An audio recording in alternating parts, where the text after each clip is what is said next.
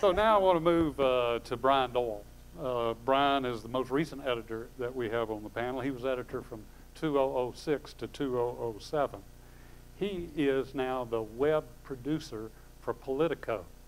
Now, when most of us in this room were in school, we had no idea that there would ever be a web producer unless it was a spider. So I want to start with you, Brian, by asking, what do you do as a web producer at Politico? That's a very good question, and my dad actually asked me the same thing.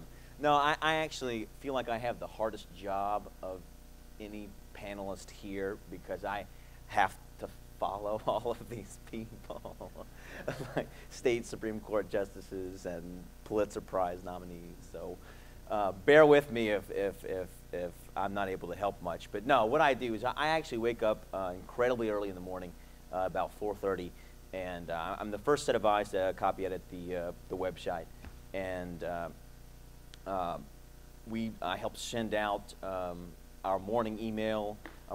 If anyone here gets Mike Allen's playbook, that's very popular both in the we talked about that yesterday. If you follow politics, you need to subscribe to Mike Allen's playbook. So I help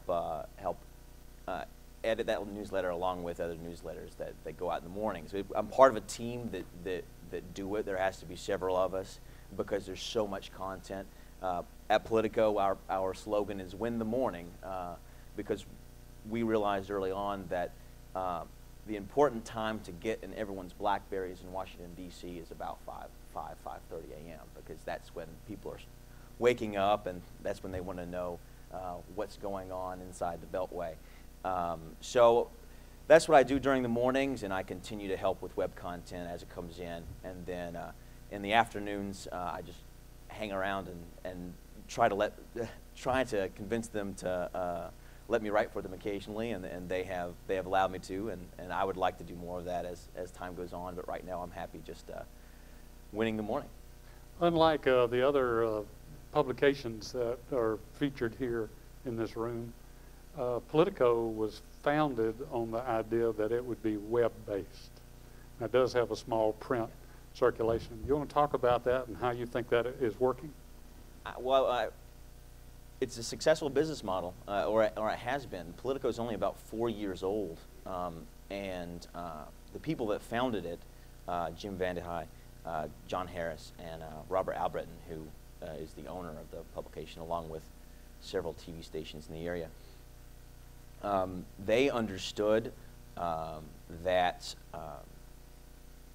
more so than even the web, more so even than being web first, they saw a big opening and they saw a market. I like what Jim said earlier, is we can't be obsessed with mediums. Even though things are going to the internet, the most important realization that they made was that in a city so obsessed with politics, there was not a publication that focused solely on politics. So it's not a focus on a medium here, it's a focus on a market. And so if we could be the best at political writing, and if that was our main focus, and we put that on the web, where you know, if you look at all the numbers, that's where online readership is going, then we would have the start of a very successful business model. As Charles mentioned, we do have a small newspaper. It's a free newspaper that we fill with our content that first goes online. We distribute it throughout Capitol Hill, and what many people don't know is that accounts for a significant amount of our advertising revenue. However, the reason we're able to sell ads in that newspaper at lucrative rates is because we think web first. And it's because we have such a national reputation at this point that congressional staffers, they not only want to read it because they want to stay informed with the latest political news, they want to read it because the people in their districts are also reading Politico. And that's where they're getting their information, their political information. So it's doubly important for them. to pick up our newspaper or to read our website as opposed to the Post or as opposed to the other Hill publications in D.C. Brian, is it accurate or fair to compare Politico to, say, the Huffington Post or the Daily Beast? We do an incredibly good job. I think we do better than any news website of, you know, straddling the line, being nonpartisan, and you know, I had a conversation with I'm such a Daily Mississippian nerd, by the way, so like hanging out with all of these Daily Mississippian staffers has just been a joy for me. So talking yesterday about how, you know, if you're doing your job right, you're making people angry from both sides of an issue, and there are I have many conservative friends in D.C. that just thinks that Politico is a liberal publication, and I have many liberal friends that just can't stand our reporting.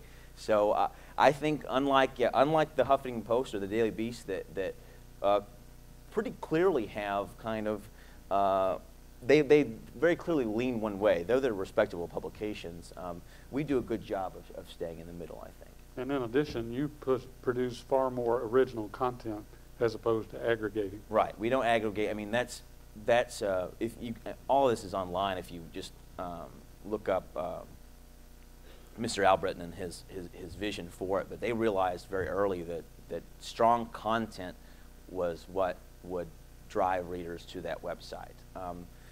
Yes, technology is important. Yes, as we mentioned earlier, being able to cross platforms is important.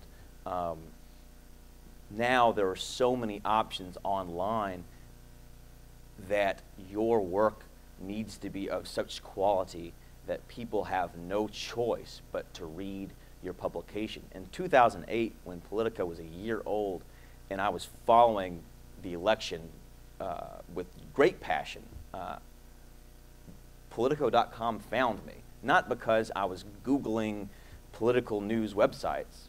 It was because the news they were breaking and the quality of the writing was so good that it was inevitable that a friend of mine was going to send me a link, or a friend of mine was going to send me a suggestion. You've got to check out this story by Jonathan Martin at Politico.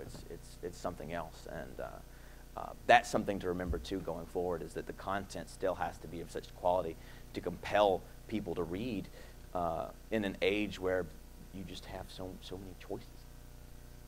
I liked what you wrote in the publication for the reunion. You said, I received my degree from the University of Mississippi, but I earned my education at the Daily Mississippian.